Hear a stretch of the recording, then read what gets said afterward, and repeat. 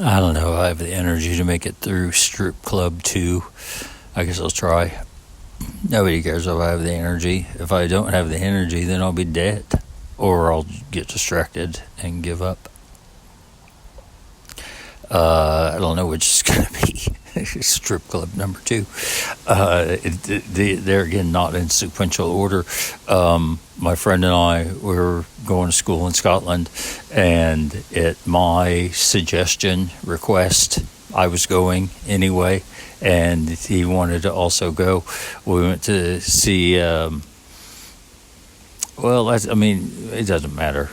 He didn't actually have a ticket, so on that night that he didn't go. But we went down to London together.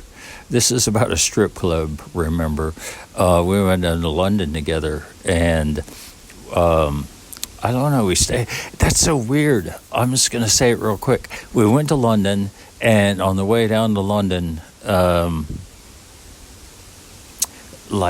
it would have only taken like 25 or 30 more minutes or something to get to the train station that was our destination, but there had been a suicide on the tracks. And so, understandably, I'm not complaining. Whatever. But,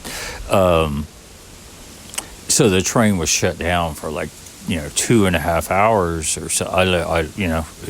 Hours while they did their investigation and whatever they had to do.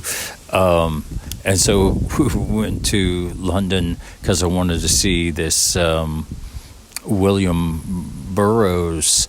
I can't remember what birthday it was of his 80th. 80th. I'd have to do the math on the year that. I know what year I went, but I don't know. As I am not his biographer. But I wanted to see that they had this celebration for William Burroughs. I just want to say 80th birthday. Let's call it that. And so we went down to London, and a guy. I say it was a guy. I don't know who committed suicide. I don't know. In my mind, it's a guy, but I don't know why. And we stayed at that place. Oh, that's funny. Yeah, that was the same trip. If you guys ever have heard of the band the Mekons, well, if you've heard of the band the Mekons, then you know that they're really good. I had a chance to see them several times in my life. I don't think they're a band anymore. Maybe they are. I don't know. I don't follow them. And we went to see, and one of the nights we were there, we went to see the Mekons, and look, my friend was, I don't know, we always had fun together, but there's no way he would have gone to London to have anything to do with the William Burroughs or the Mekons, but we went to see the Mekons, and it was like a long bus trip, 45 minutes, an hour or something from where our, cheap hotel or whatever it was. It was a hostel, I guess. And we took the bus there, and I'm sorry, I don't know why I'm distracted at the moment, to be honest. But and we took the bus to see the Mekons, and we bought tickets, and we had tickets or whatever, and we go in and we go and start hanging out at the first floor. I didn't realize there was a second floor, and we wound up spending 2.5, 3 hours or whatever downstairs listening to a 70s funkadelic cover band called Car Wash while the Mekons played upstairs. I'm going to have to wrap this up really quick. My phone's dying. But we went up meeting these girls, went up meeting this girl, and made out at the bus stop or whatever, and give me her phone number. She was like an au pair from France, I guess. I don't, Austria. I can't remember. But and she gave me her phone number. She was like, "Oh, we should, get together again this while you're here this weekend." I was like, "Oh, yeah, let's do that." And then my friend and I took the bus home to our place, and I just thought that's really not going to fit into my schedule. And it wasn't fucking 16 hours later. We go there, wake up the next morning to go walk around, and we weren't walking around but 20 minutes in London. And I run across this girl at the crosswalk, and she's like, "Oh, are you going to call me or whatever?" And I mean, what are the odds? I cannot imagine the odds of, I can imagine. I don't know what the odds are, but I can imagine that it happened because it happened. But, and I didn't call her. I don't even know how I would have called her. That was before cell phones. I have no idea how I would have contacted her. I guess I could have asked the cheap youth hostel we were staying at for their landline. But so strip club, story number 2. And one of the nights we were there, we went out to, I think it's called the Chelsea district. And, it's just the two of us. We're just a couple of dudes. We don't, we're not that cool or whatever. And we went out there and, went in this place and tried to get a couple of drinks. And they're like, "Oh, if you're not going to order a meal, you can't, we're not going to, you got to leave or whatever." That's fine. I understand. I don't understand. Well, I understand, but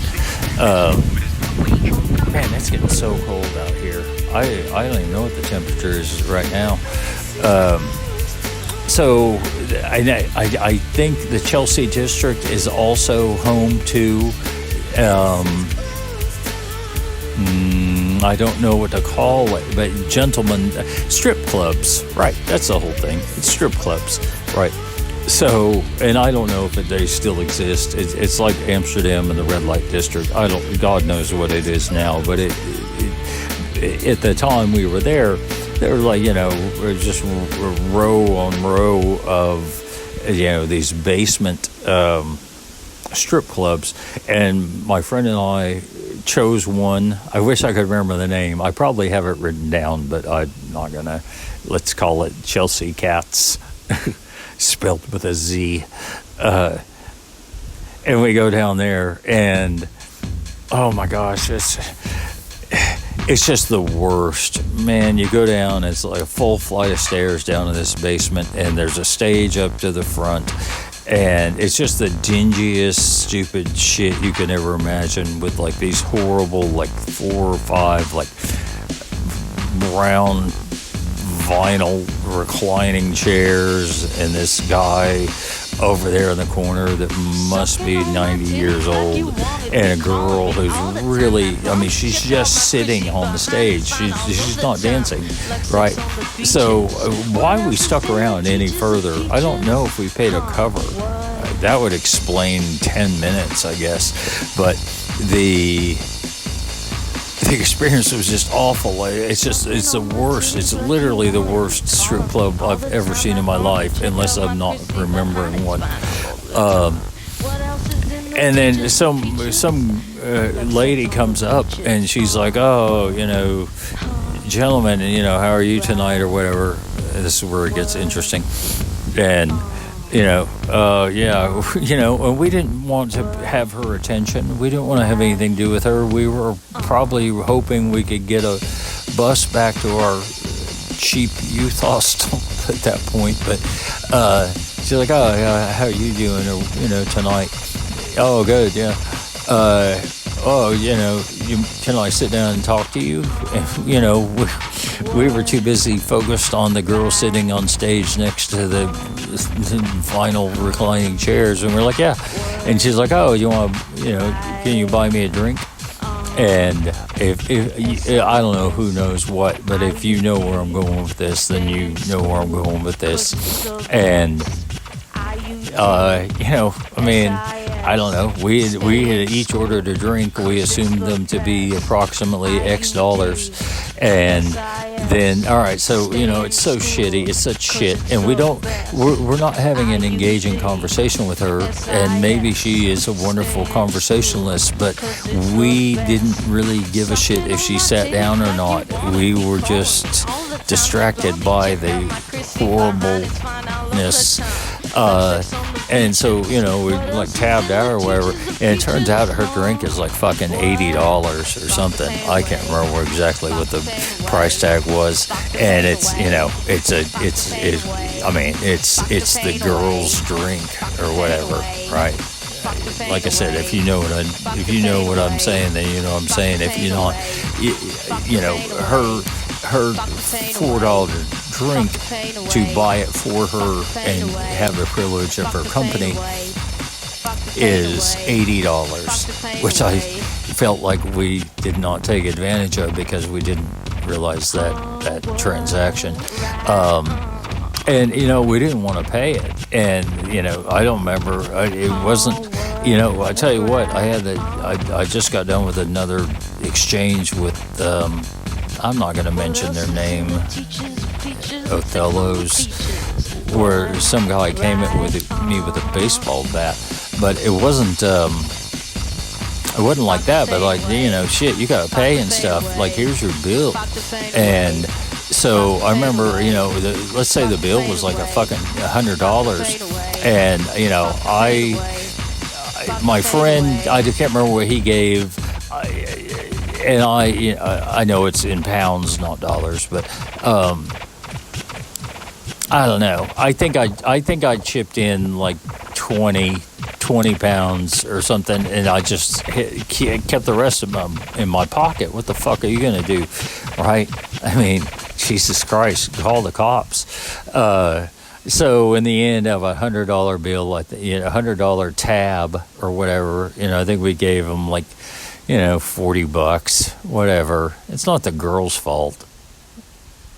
I'm thinking about it. I don't know if it's not the girl's fault. Look, if a girl charges you $9 for french fries, it's not her fault. But the weird thing was, so it was really contentious, this exchange, like, you've got to give us more money and stuff. And we're like, we don't have any more money. And this sounds so stupid. I don't give a shit. But it's just funny because after all that, we're walking up the stairs, and the only other person in there, I think, is the 90-year-old or whatever. And we're walking back up the stairs, and we go past the place where they like check your ID, and I don't know, maybe that's where we paid a cover, or I don't know what. And the house manager, who's like this, I don't know how old she was, like, 40-year-old or blonde lady, and she stops me and takes my hand and just holds it for a second. And we keep walking, and then this other girl that I didn't know there were that many girls working there, comes walking up the stairs behind us out of the basement and says, sorry about that. And I'm just going to make up a name. I don't think her name was Tiffany, but Tiffany thinks you're cute, and she'd like you to come back tomorrow night and see her. Right? This is weird. And it was even weirder that we saw that band Car Wash instead of the Mekons. Of course, like I said, I'd seen the Mekons twice already, so maybe Car Wash was better.